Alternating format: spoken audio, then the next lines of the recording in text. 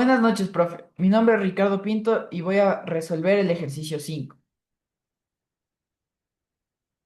Para empezar, vamos a leer lo que nos pide el ejercicio y los datos que nos da. Nos dice, un vector R parte del origen y llega al punto 12,7 centímetros. Determinar. Literal A.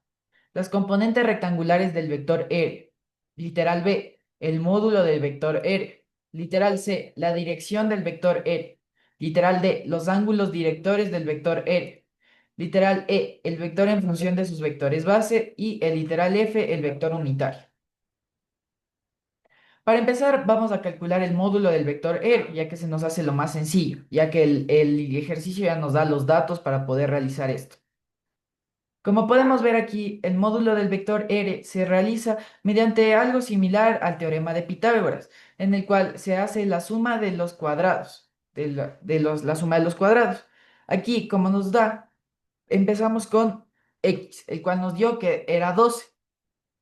Lo ponemos entre paréntesis y lo elevamos al cuadrado. Más entre paréntesis 7 y lo elevamos al cuadrado. Y todo esto le aplicamos una raíz.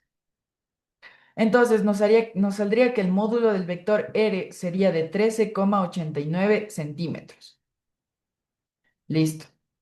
Ahora nos pide calcular, vamos a proceder a calcular las componentes rectangulares del vector R como nos pide el literal A.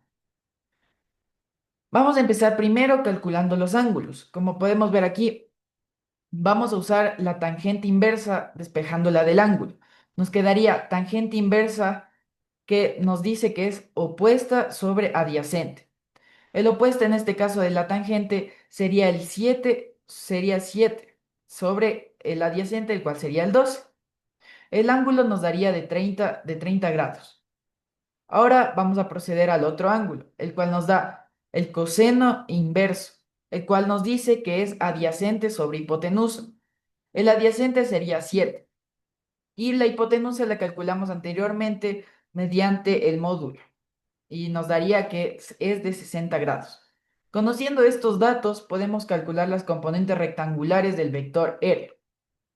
Con esto, vamos a hacer coseno de 30, el cual es igual a R de X sobre la hipotenusa, la cual sería 13,90.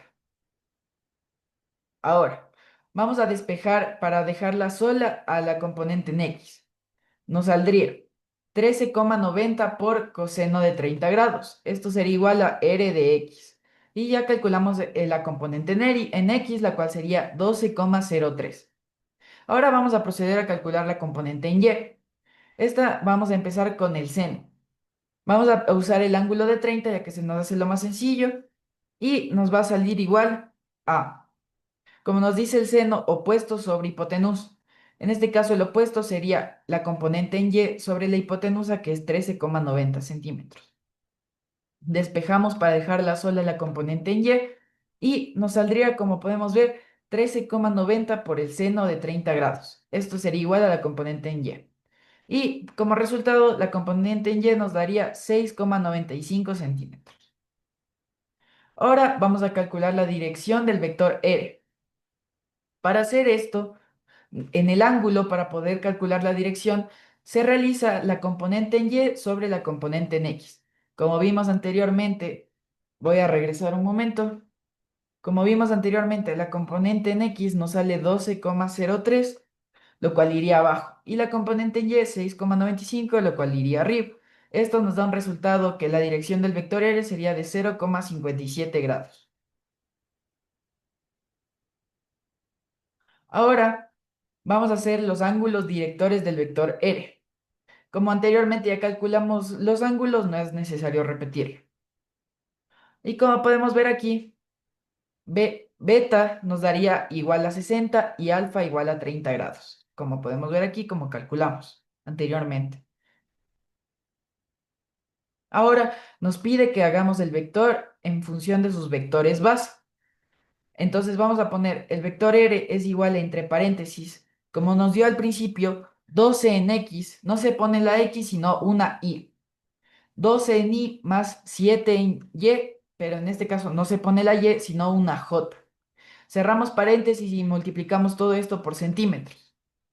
Y tendríamos ya el vector en función de sus vectores base. Ahora vamos a sacar el vector unitario. Para sacar el vector unitario necesitamos sacar el vector R, como podemos ver aquí anteriormente, el vector R que vale 12 más 7 sobre el módulo R. A continuación, sería 12 más 7 sobre el módulo R los dos, el cual sería 13,89 o 13,90.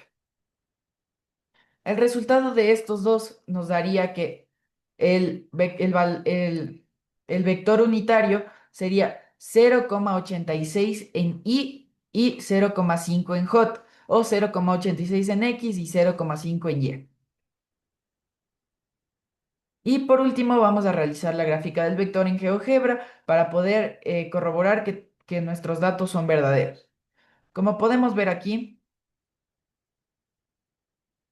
como podemos ver aquí, nuestra, nuestro, nuestra componente en Y vale lo que dice aquí, vale 7 y en X vale 12, como podemos ver. Igual aquí están los ángulos que calculamos, el cual el uno era de 60, el otro era de 30.